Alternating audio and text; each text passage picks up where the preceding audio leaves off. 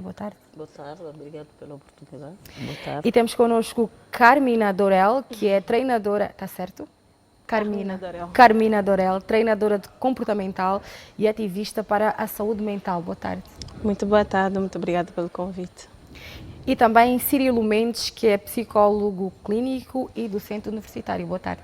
Boa tarde a todos os telespectadores. Verdade, o Cirilo que traz também para nós esta obra que foi lançada por si, que faz exatamente esta pergunta, né? Suicídio, como prevenir? Traz aqui a pergunta e nós hoje vamos tentar encontrar as respostas ao longo do nosso debate e também com as nossas convidadas. Alice, vou começar por ti para fazermos um enquadramento e introdutório também, não é? Sobre o Setembro Amarelo, porque é deste mês, desta cor para a prevenção ao suicídio. Boa. Primeiro, realçar a importância do tema, né, e agradecer à TPA por ter trago esse tema a ser abordado já agora no finzinho, mas realçar que temos de falar sobre saúde o tempo todo. E já olhando para a pergunta, suicídio é um fenómeno que infelizmente existe, ele é real para todas as áreas, para todos os contextos, todas as pessoas, não escolhe rosto, não escolhe classe social. E é muito importante que todos nós tenhamos isso patente, porque às vezes passa a ideia de que só acontece lá em casa, fora de casa, com o vizinho, mas não, é uma realidade para todos. E já remonta de muitos anos, há até relatos bíblicos que já na Bíblia tem casos de suicídio e não obstante a isso, muitos casos que fizeram com que houvesse um barulho sobre o suicídio, remonta de 1774 e depois o caso mediático que traz o Setembro Amarelo, que foi em 1992, onde um menino de 17 anos comete suicídio no seu carro amarelo. É verdade. A partir daí, os pais, no dia do enterro, saíram com balões e fitas amarelas e foram distribuindo para as pessoas no sentido de sensibilizar, de apelar a quem estivesse triste, a quem tivesse algum problema, olhando, fale, você não está sozinho. Isso no funeral. De lá para cá, só em 2017, penso que 20 anos depois, se não estiver enganada, é que a OMS institui a data como sendo uma data, então, para a prevenção e combate ao suicídio. Mas está diretamente ligado ao suicídio do menino Mike, que comete aos 17 anos de idade. Então, dali toda essa teoria de Setembro Amarelo, a cor amarela é exatamente por causa do carro que ele comete o suicídio. Muito bem, a questão também do Setembro Amarelo, Dorel, só para fazermos aqui um enquadramento, tem que ver também com a questão do Brasil, não é? Ter trago este mês e também esta cor ainda no reforço do que acabou de partilhar connosco a Alice, no ano 2015, a campanha do Setembro Amarelo. Certo, certo. O Brasil tem feito um trabalho intenso relativamente à área da saúde mental, relativamente ao despertar sobre a importância dos cuidados nesse quesito e tem programas muito ativos e eles desenvolveram campanhas, têm feito campanhas bem massivas ao longo de todo o país para fortalecer a prevenção do suicídio no mês de setembro. E acabou por também ser um espelho para o mundo, através do método e as formas que eles utilizam, muito mais humanizadas, para poder disseminar a importância da prevenção e também da pós-venção quanto ao suicídio.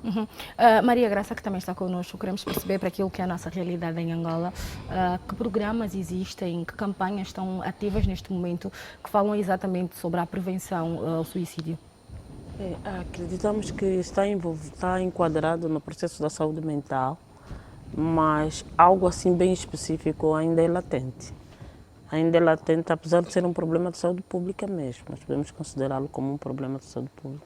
Também temos organizações ou instituições do Estado que estão muito afincadas no enfrentamento da situação, mas um programa específico ainda é muito latente. Muito bem. Cirilo, nós obviamente que vamos falar aqui sobre várias formas, não é? E ferramentas também que as pessoas possam encontrar para prevenir, mas que principais sintomas, comportamentos, quem está à volta pode estar atento nestes sinais? Exatamente. Antes de falar propriamente dos sinais, gostava de fazer aqui uma análise daquilo que é o comportamento suicida, para não nos limitarmos simplesmente no suicídio como tal, pelo facto de ser o último estágio.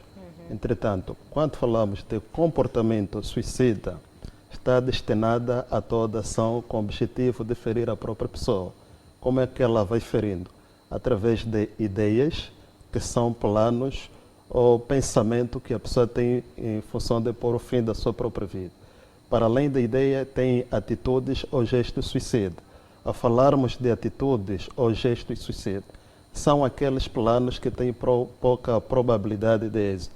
Normalmente acontece numa vertente comunicativa, onde o indivíduo que se encontra num estado de sofrimento vai manifestar a sua angústia através de carta, testamento, oferecendo os seus pertences. Depois dos gestos, vem a tentativa. Na tentativa, o indivíduo só não chega ao suicídio por alguma sorte, por razões de força maior, mas já causa uma lesão a nível da própria pessoa. E é do conhecimento real de quem realmente pretendia chegar a este fim. Depois da tentativa é onde surge o suicídio, que é a consumação do ato. Por isso é que se diz que o suicídio é o ato de pôr fim à sua própria vida. Este ato de pôr fim à sua própria vida pode acontecer por uma atitude direita ou indireta, mas é uma ação que parte do próprio indivíduo.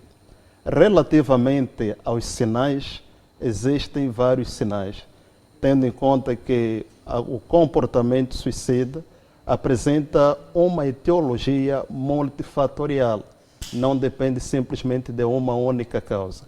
E nestes sinais, nós vamos encontrar sinais do ponto de vista situacional. Por exemplo, uma perda recente, que pode estar relacionada a um divórcio, a morte de um ente querido, pode desencadear o comportamento suicida. Pessoas que instabilidade financeira, por exemplo, a quem tem muitas dívidas, vai fazendo crédito, a incapacidade de não conseguir cumprir com as suas promessas, também pode desencadear o comportamento suicida. Depois, temos os sinais do ponto de vista psicológico ou emocional. Aqui vamos encontrar pacientes ou indivíduos com alteração de humor, por exemplo, autoestima muito baixa, sentimento de culpa, a irritabilidade, a ideia que ele tem de que falhou ou de que a vida já não tem sentido para ele. É um fator preditivo que pode também levar ao suicídio. E do ponto de vista comportamental, é aí que nos dias de hoje há muita gente que faz publicações do ponto de vista lamorioso a partir das redes sociais. Que é também um sinal de alerta, É um né? sinal de alerta muito típico, mas que infelizmente tem sido desconhecido por muitos. Por não conhecermos a essência deste comportamento, nós temos a tendência de ignorar. Mas como é que nós podemos efetivamente não ignorar a sinais, não tendo conhecimento ou fazendo parte mesmo daquilo que acaba por ser a rede de apoio, se olharmos primeiro para a família, Alice? A questão do suicídio é muito complexa, porque ela envolve muitos fatores, como já disse o meu colega de painel, e os fatores que ela acabou de citar são considerados fatores de risco, como por exemplo a perda de alguém, o desemprego, dívidas, são fatores de risco, não que necessariamente são fatores que vão categoricamente levar o indivíduo a suicídio. Então é importante nós compreendermos que, para além desses fatores de risco, a maior parte dos suicídios estão associados a transtornos psicológicos, doença mental. Okay? E associa-se muito à ideia, às vezes, que vulgarmente nós usamos a expressão a pessoa tirou a própria vida porque não tem isso, porque foi traído. Não.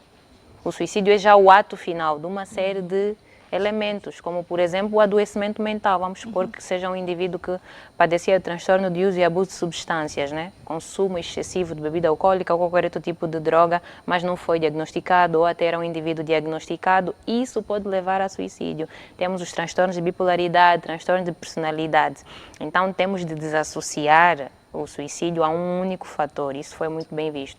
E depois torna-se muito complexo identificar sinais, porque não existe nenhuma biografia que indica que existe um sinal específico, porque as pessoas falam aquilo que pensam, aquilo que sentem, muitas pessoas falam, eu acho que eu quero morrer, mas não têm a intenção de morrer, nunca chegaram a cometer suicídio. Há aqueles que falam e realmente chegam a consumar, perdão, a expressão não é cometer, mas consumar o suicídio. Então, estarmos atentos aos sinais, isso é muito importante, principalmente quando o indivíduo, ainda que num ato a gente considere de brincadeira, usa a expressão, eu quero tirar minha vida, eu estou cansado, tem de ser um indicador para sinalizar que temos de dar atenção a este indivíduo. Mas essa pessoa vai chegar a tirar? Não sabemos, mas por via das dúvidas, cabe à rede de apoio estar atenta para que essa pessoa não venha então a consumar o ato. Muito bem, falamos aqui de alguns fatores que estão ligados à economia, finanças, para pessoas que já estejam inseridas no mercado de trabalho, mas há também um número muito grande, passando agora a Maria, de jovens, de adolescentes que ainda não estão no mercado de trabalho, que não têm ainda essas responsabilidades, mas que efetivamente já têm estes pensamentos ou comportamentos suicidas. É porque os fatores colocados aqui passam por estar estabelecidos comportamentos ou maturidade de vida. Mas quando vamos para as idades mais jovens, é muito mais chamativo, porque tem a ver com a construção do ser humano. E a construção do ser humano tem a ver com demasiados fatores. Eu gostaria de abordar e vim para abordar a questão, olhando essa questão como um problema de saúde pública, pontuando o seguinte: a vigilância em casa ou a vivência em casa, que permite que determinados fatores interfiram no ser deste jovem ou desta criança, para que ela consiga encontrar perturbação suficiente para não querer viver. O abandono, o sofrimento contínuo. Para além de todos esses fatores, tem os outros fatores que são o sofrimento contínuo do abuso em casa. O abuso, vários tipos de abuso. Abuso emocional, abuso físico, o abandono. A carência afetiva. Que são fatores que podem permear e possibilitar que a pessoa, o indivíduo, então, consiga criar um ninho, formar um ninho para assumir esta fuga. Vulnerabilidade. É um processo de vulnerabilidade. E temos aprendido que quando alguém expressa querer morrer, este alguém já tem, como dizia aqui a colega, já deve ser sinalizada como alguém que há alguma perturbação, que está a começar a entrar para uma perturbação mental. Porque o comum é as pessoas quererem viver, não Porque é? o ser humano ele tem por si mesmo o âmago de vida, tem uma autodefesa muito forte para a vivência. Sim. E ele luta para sobreviver até as últimas consequências. Então, quando ele próprio, per si, assume primeiro que ele já não precisa viver e que ele vai ser o autor da fuga dessa realidade em que o atormenta, é mesmo para questões de saúde mental. Verdade, sem contar, Carmina, que também devemos olhar aqui para questões religiosas, não é? Se olharmos para aquilo que é a palavra, que é a Bíblia, tudo cabe a Deus. A nossa vida e a nossa morte está também associada a questões religiosas. Sim, relativamente a questões religiosas, de facto, conectamos que o poder da vida e da morte, né, pertence a Deus. E se nós não tivermos o poder de darmos a nós próprios a vida, que poder é esse que teríamos sobre a morte. Então isso não deveria nos caber. Então é uma dicotomia, algo que precisamos analisar bem a fundo. O que é que leva um ser humano a esse ponto tão drástico de desejar tirar a sua própria vida? É algo que a nossa natureza intrínseca, ela tem estruturas de autodefesa muito bem estabelecidas. Então, em um estado mental consciente, saudável, não conseguimos sequer configurar a possibilidade de tirarmos a nossa própria vida em um estado mental saudável. Mas quando o indivíduo já começa a cogitar, né, o que o colega disse, a fazer a ideia, a imaginar, a criar cenários e possibilidades, ali tem-se muitos outros fatores. E, em termos religiosos, vamos encontrar também questões espirituais. Naturalmente, alguma força sobrenatural que pode estar ali a intervir, claro, com uma abertura de outros fatores sociais, psicológicos, emocionais. Há sempre uma porta que precisa estar aberta para que o indivíduo permeie por este caminho, porque naturalmente o poder da vida que Deus nos concedeu não nos tem nada de facto que nos faça ter o desejo de tirá-la. Muito bem. Cirilo, que portas e janelas são essas que devem estar efetivamente fechadas para que não haja sequer a ideia ou o pensamento suicida? Bem, eu começo por dizer que antes de nós julgarmos um determinado comportamento, devemos primeiramente compreender as motivações. e as condutas suicidas apresentam uma etiologia multifatorial. Falava-se há pouco tempo daqueles suicídios que acontecem na infância. O que é que leva uma criança, por exemplo, de 9 anos a cometer o suicídio? Neste livro que eu publiquei recentemente, Suicídio, Como Prevenir, a idade mínima foi de uma criança de 9 anos. Na conversa que mantivemos com a própria família, atestaram fatores ligados à carência afetiva, que a minha colega do painel acaba de fazer referência agora.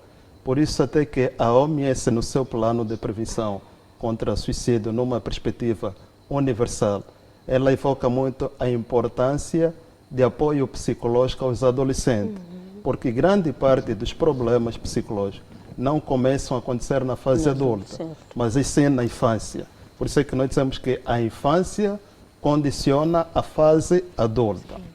Falando aqui da componente religiosa, por exemplo, há muitos estudos que atestam que aquelas pessoas que, do ponto de vista religioso, têm este tipo de educação, apresentam menos probabilidade de cometer o suicídio. Mas não significa de que eles estão isentos, porque a educação religiosa nos ensina a valorizar a vida, por exemplo.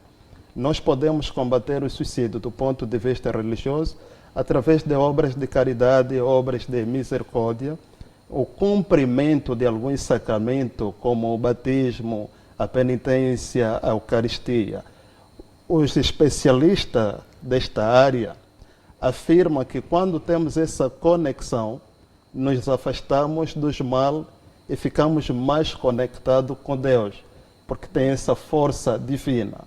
Mas também há estudos que atestam influência de comportamentos culturais, algo que é muito típico a nível do Médio Oriente, onde desde pequenos são estimulados a desenvolver este ato de suicídio, porque acredita que vão se encontrar no céu com seu pai ou que há uma outra vida para além desta. Isto tem sido muito comum naqueles casos que nós chamamos de suicídio do tipo nacionalista, em que quando já existe uma elite a governar uma determinada área, mas que não satisfaz os outros, e a tendência de criarmos um outro território, há quem, por influência do grupo ou vontade própria, ele deve ser sacrificado, que é para garantir a honra do seu próprio grupo. Entretanto, os fatores são vários. Então, se quisermos, na verdade, prevenir, é começar a identificar os grupos de risco. E quem são os grupos de risco? São aquelas pessoas que têm uma relação direta com os fatores de risco.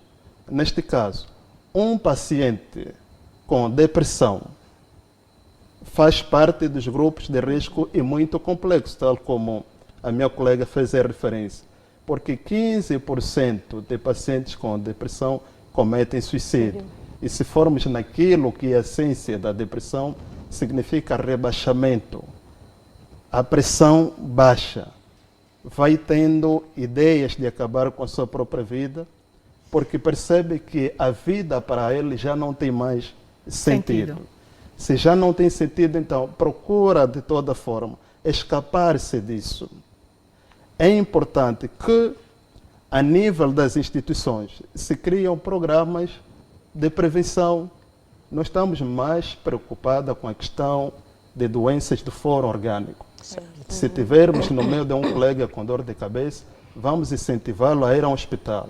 Mas quando estamos com um colega com humor deprimido, temos a tendência de dizer, lá, está com frescura, tem muita mania. Existem ainda muitos tabus também à volta das doenças de fórum psicológico. Exatamente. A questão do tabu ligado aos mitos tem sido esses conceitos equivocados que impedem a prevenção do suicídio, porque ela está cercada de preconceito, tabus.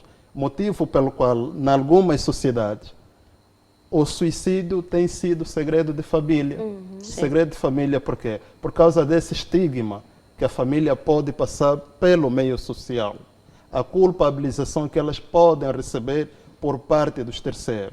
Então, essa campanha de prevenção ao suicídio, que é designada como Setembro Amarelo, faz parte da prevenção do ponto de vista universal.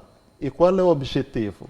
Capacitar as pessoas do ponto de vista da informação e educação sobre o suicídio. E falou sobre educação, e agora voltando a Maria, perceber qual efetivamente acaba por ser o papel das escolas, não é?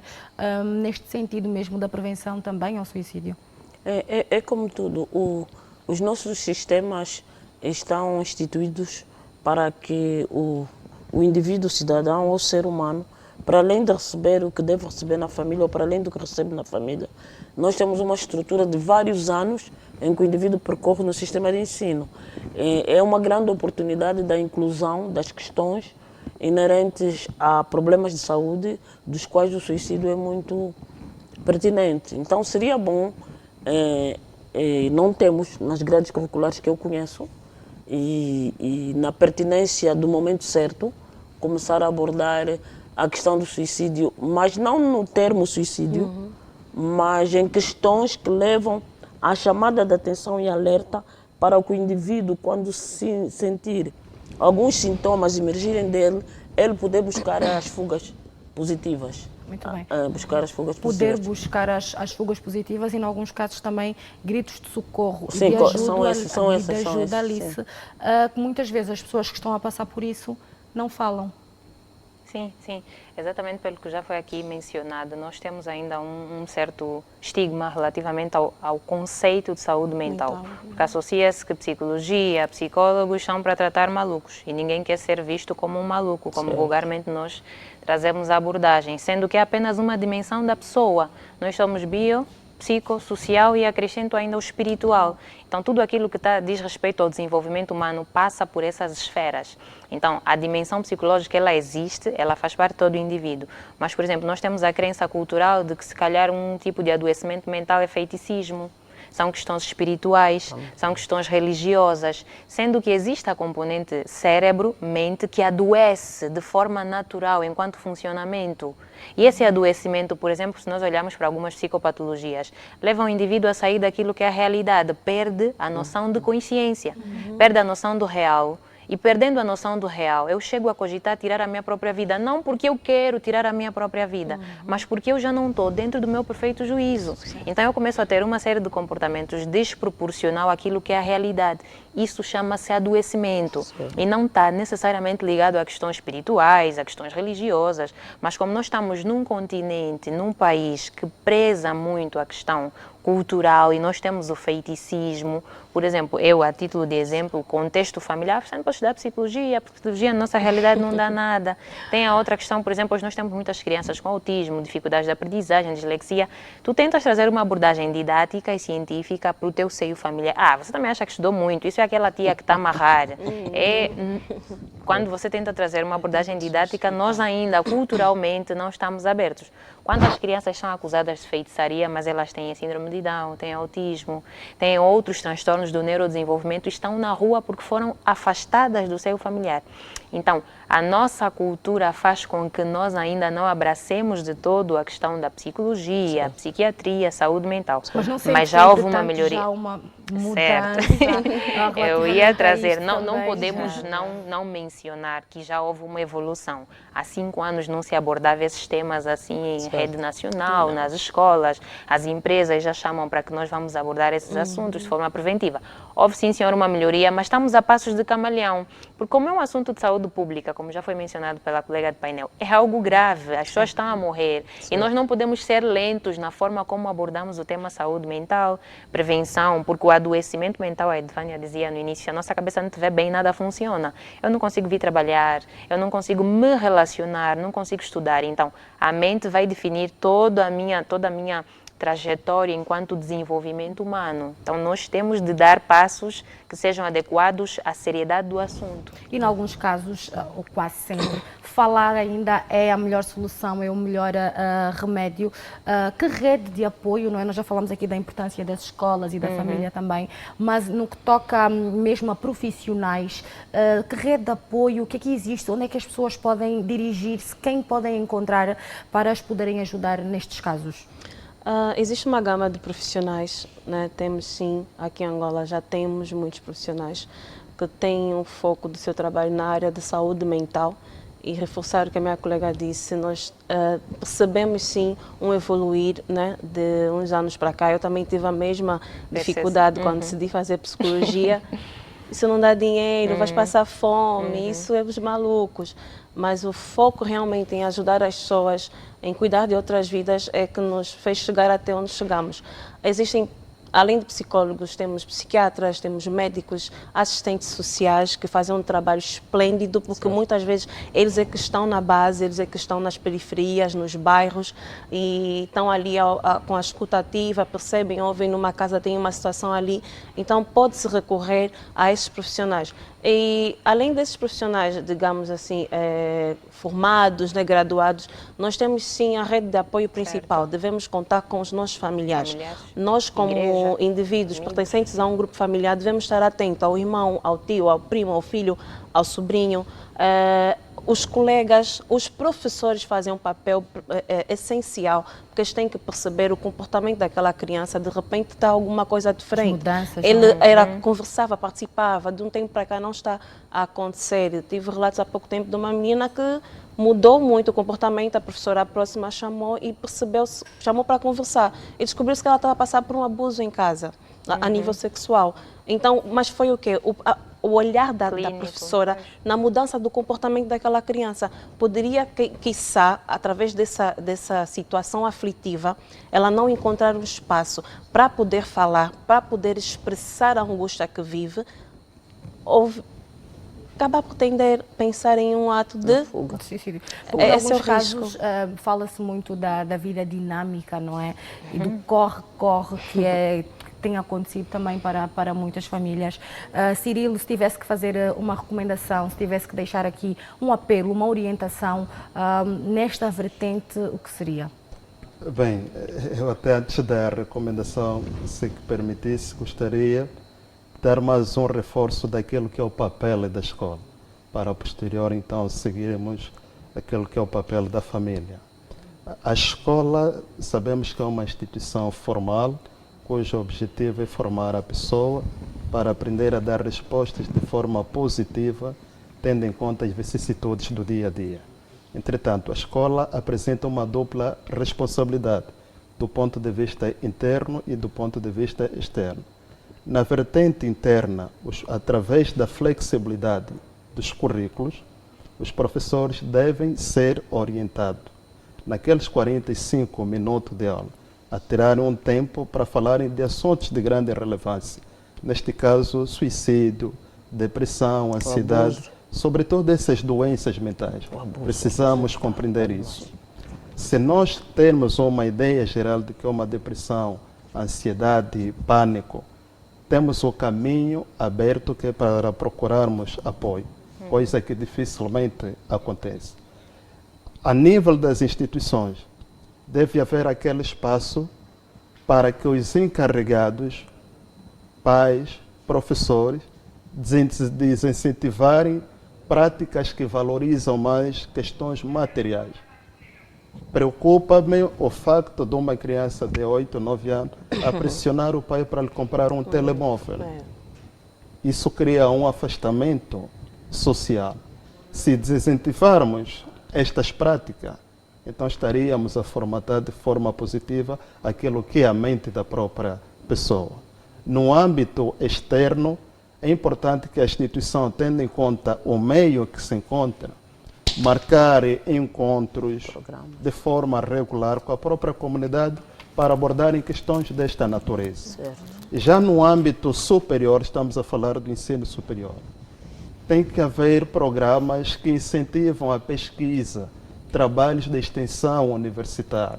Hoje muitos não têm tempo de assistir à televisão, por exemplo, mas a partir das redes sociais você pode ler um artigo científico. Mas não desenvolvemos práticas do gênero, então fica difícil encontrarmos caminho para a solução. Indo na componente ligada à família, sabemos que a família é o primeiro e principal agente de socialização. A estrutura da personalidade de um indivíduo começa a ser estimulada a partir do seu familiar. Hoje as nossas famílias, grande parte, estão desestruturadas. Desestruturadas não só naquele sentido de que o pai tem uma relação com substâncias psicoativa. Mas notamos a falta de tempo por parte dos pais, dos encarregados, para interagir com os seus filhos. Quando não temos esse tempo de interação, começamos a fomentar aquilo que nós chamamos de carência afetiva. Abandono. Quando esta carência afetiva, o indivíduo percebe que não tem atenção das pessoas que fazem parte do seu cerco. Começamos a influenciar para aquilo que nós chamamos fatores de risco. Então, o que nós devemos potencializar aqui são os fatores protetores. Nos fatores protetores, nós incentivamos a autoestima, o autoconhecimento. Então, começo a perceber que o mais difícil na vida, às vezes, não é o facto de eu ter um pequeno almoço, um pão com manteiga e chá. Percebo que o difícil na vida é não ter nada para comer. E hoje as coisas estão inversas. Tudo porque aqueles que, na verdade, poderiam formatar têm sido os incentivadores nesta construção da própria personalidade. Infelizmente. Entretanto, associando a educação familiar com a educação religiosa, torna o indivíduo muito forte do ponto de vista emocional e social. Verdade, indivíduos fortes e sociedade coesa é o que nós queremos. Se estiver a passar por algum momento difícil na sua vida, fale. Tente buscar por ajuda de familiares, de amigos, de profissionais que também existem.